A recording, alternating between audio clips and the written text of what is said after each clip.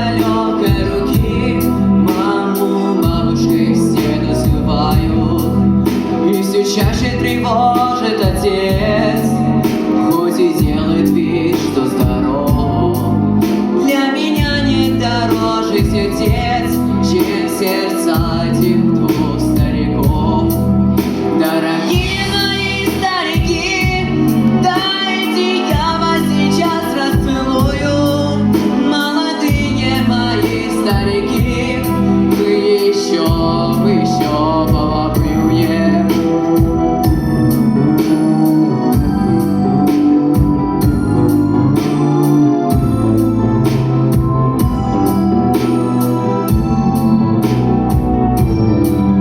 Вам обоим в лицо седина и морщинки лучами косыми, и я ваши возьму имена, чтоб назвать ими дочку и сына.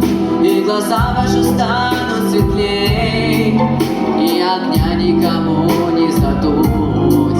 Ведь лучан любят больше детей, только я не ревную ничуть.